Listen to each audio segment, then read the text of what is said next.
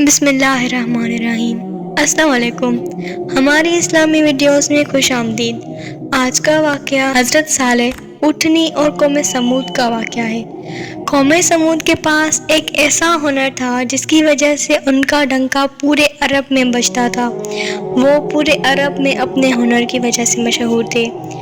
آئیے جانتے ہیں کہ ان کے پاس ایسا کون سا ہنر تھا جس کی وجہ سے وہ پورے عرب میں مشہور تھے، اور آخر انہوں نے ایسے کون سے گناہ کیے جن کی وجہ سے ان پر اللہ تعالیٰ نے عذاب نازل کیا۔ تو آئیے ان کا سارا واقعہ آگے چل کے اس ویڈیو میں جانتے ہیں۔ تو شروع کرتے ہیں۔ یہ وہ زمانہ تھا جب عرب میں قوم سمود کا ڈنکا بجتا تھا۔ یہ لوگ زیادہ تر کھیتی باڑی کرتے تھے۔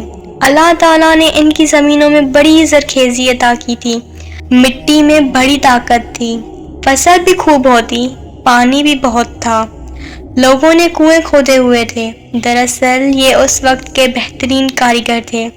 ان کے محلات، قلعے اور مکان ان کے ہنر کا منہ بولتا ثبوت تھے۔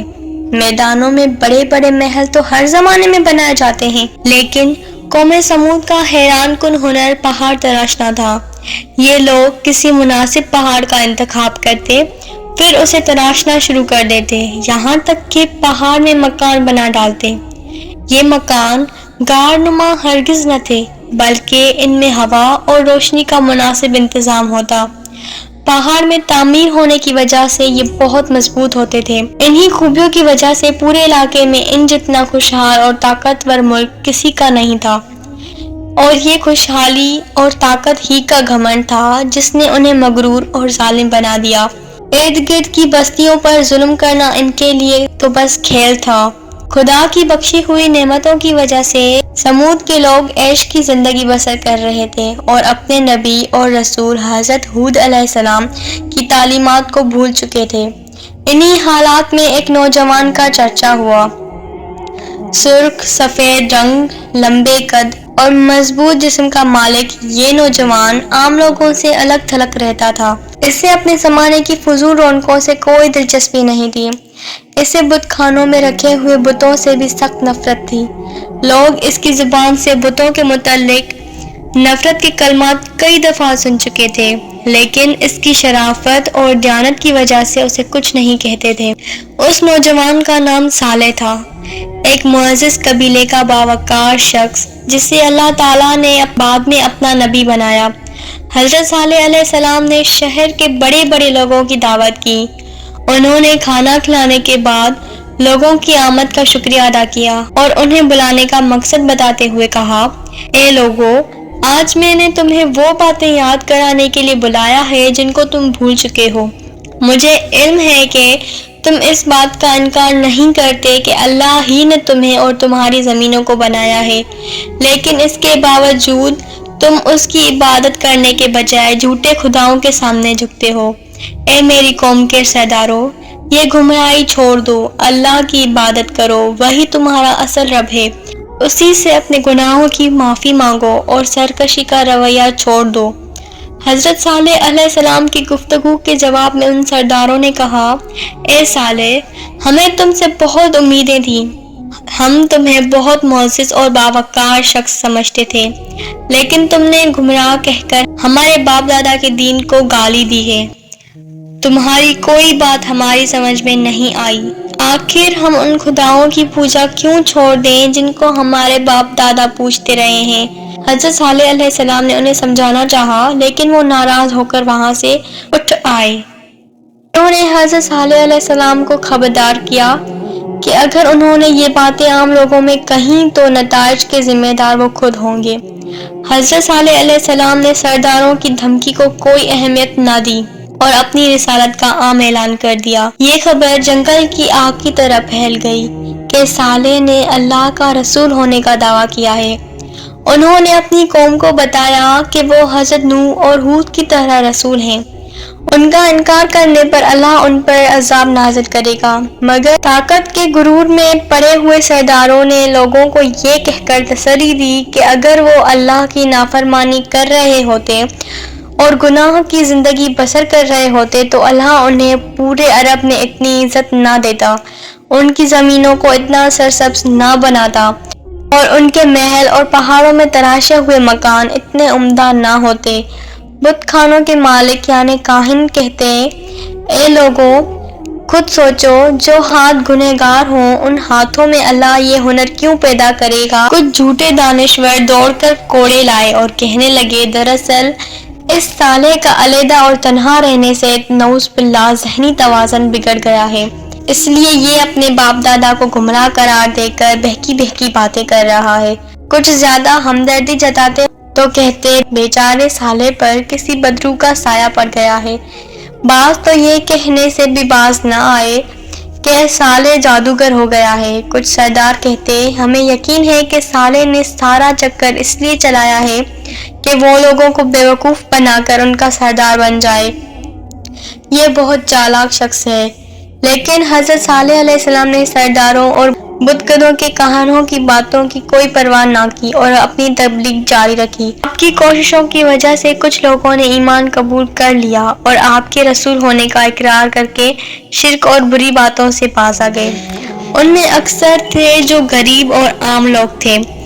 قوم کے سرداروں نے ایمان لانے والوں کو بیوقوف قرار دیا، حضرت صالح علیہ السلام کا خوب مذاق اڑایا۔ کئی برسوں تبلیغ کرنے کے بعد قوم سمود آپ سے تنگ آ گئی۔ وہ آپ کو اپنی طاقتور قبیلے کا معزز شخص ہونے کی وجہ سے کوئی نقصان بھی نہیں پہنچا سکتے تھے۔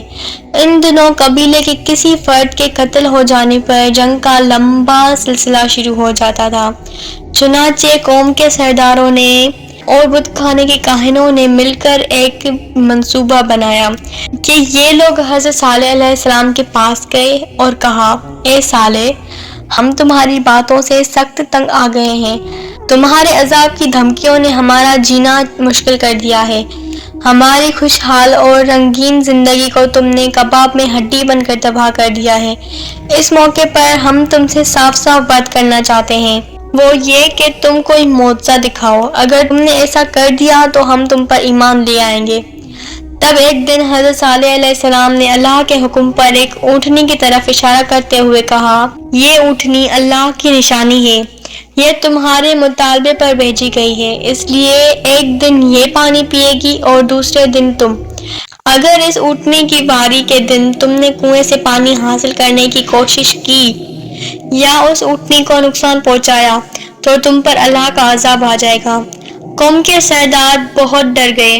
وہ کچھ عرصہ تو حضرت صالح علیہ السلام کے کہنے کے مطابق اس پر پابندی سے عمل کرتے رہے، لیکن جلد ہی ان کا صبر ختم ہو گیا۔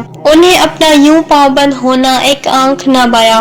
وہ اونٹنی کو اپنے چراگاہوں میں چرتا دیکھ کر سخت غصہ کھاتے۔ آخر دو مالدار عورتوں نے دو آدمیوں کو تیار کیا، انہیں اپنی دولت کا لالچ دیا اور ان سے کہا کہ وہ اللہ کی نشانی اس اونٹنی کو ہلاک کر دیں۔ یہ دو آدمی اچھی طرح جانتے تھے کہ وہ ایک بہت ہی خوفناک کام کرنے کا ارادہ کر رہے ہیں۔ وہ پہلے تو خوف زدہ ہوئے، مگر رقم کی لالچ اور دوسرے لوگوں کے کہنے پر تیار ہو گئے۔ ان آدمیوں نے منصوبہ بنایا کہ اونٹنی کو اس دن ہلاک کریں گے جب اس کے پانی پینے کا دن ہوگا۔ چنانچہ اگلے ہی دن وہ کنویں کے پاس جا کر چھپ گئے۔ ان کا منصوبہ یہ تھا کہ جیسے ہی اونٹنی کنویں کے قریب آئے گی وہ اس پر حملہ کر کے اسے مار دیں گے۔ انہیں زیادہ انتظار نہ کرنا پڑا، اونٹنی جلد ہی کنویں کے قریب آئی۔ وہ دونوں ظالم چپکے سے کنویں کی اونٹ سے نکل کر اونٹنی پر حملہ آور ہوئے۔ ایک نے تلوار کا وار کر کے اس اونٹنی کو زخمی کر دیا اور دوسرے نے آگے بڑھ کر اس کی گردن پر نیزہ مارا۔ بیچاری اونٹنی زمین پر گر پڑی۔ بے قصور اونٹنی کو زمین پر تڑپتے دیکھ کر دوسرے لوگ بھی پہنچ گئے۔ یہ لوگ چھپ کر یہ سارا منظر دیکھ رہے تھے۔ انہوں نے جب دیکھا کہ اونٹنی پر حملہ کرنے والوں کو کچھ نہیں ہوا تو ان کا بھی حوصلہ بڑھا، وہ بھی اپنا غصہ اتارنے پہنچ گئے۔ اب وہ سب مل کر اونٹنی کو مار رہے تھے۔ اونٹنی کو مارنے والوں کو رشوت دینے والی عورتیں بھی یہ منظر دیکھ رہی تھیں۔ ان سب نے خوشی کے نعرے لگائے اور حضرت صالح علیہ السلام کا مذاق اڑایا۔ وہ کہہ رہے تھے کہ اے صالح، ہم نے اللہ کی نشانی اونٹنی کو قتل کر دیا ہے اور ہمیں کچھ نہیں ہوا۔ یہ بے وقوف لوگ نہیں جانتے تھے کہ انہوں نے اللہ کی دی ہوئی مہلت کو اپنے ہی ہاتھ سے ختم کر لیا۔ حضرت صالح علیہ السلام تک خبر پہنچی تو آپ کی آنکھوں میں آنسو آ گئے۔ آپ نے فرمایا کہ اب قوم سمود کی مہلت ختم ہو گئی، ان لوگوں پر 24 گھنٹوں کے اندر ایسا عذاب آئے گا کہ ان کی بستیاں عبرت کا نشان بن جائیں گی۔ حضرت صالح علیہ السلام کی یہ بات جب اونٹنی کے قاتلوں تک پہنچی تو وہ بہت خوفزدہ ہوئے، لیکن معافی مانگنے کے بجائے انہوں نے حضرت صالح علیہ السلام کو شہید کرنے کا منصوبہ بنایا۔ 9 قبیلے اکٹھے ہو گئے اور ہر قبیلے سے ایک جنگجو منتخب کیا گیا، اور فیصلہ ہوا کہ رات کو حضرت صالح علیہ السلام کے گھر پر حملہ کر کے ان کا قصہ پاک کر دیا جائے گا۔ انہوں نے ایک دوسرے سے وعدہ لیا کہ حضرت صالح علیہ السلام کو شہید کرنے کے لیے سب ایک دوسرے کا ساتھ دیں گے۔ یوں حضرت صالح علیہ السلام کا قبیلہ باقی قبیلوں سے بدلہ لینے کی جرات نہیں کر سکے گا اور ڈر کر خاموش ہو جائے گا۔ لیکن اللہ تعالیٰ کا منصوبہ کچھ اور تھا۔ ان کافروں کو اپنے منصوبے پر عمل کرنے کی مہلت ہی نہ دی۔ چنانچہ حضرت صالح علیہ السلام کو اللہ تعالیٰ نے حکم دیا کہ اپنے ماننے والوں کو ساتھ لے کر راتوں رات وہاں سے نکل گئے۔ اسی رات وادی میں ایک خوفناک طوفان آیا۔ اس طوفان کی گرج انتہائی دہشت ناک تھی۔ اس نے اہل سمود کو تنکوں کی طرح بکھیر کر رکھ دیا۔ مضبوط محلوں اور قلعہ نما مکانوں میں رہنے والے یہ بد قسمت لوگ اب اللہ کی پکڑ میں تھے۔ صبح ہوئی تو ان کی بستی عبرت کا نمونہ بن چکی تھی، ایک بھی کافر زندہ نہیں بچا تھا۔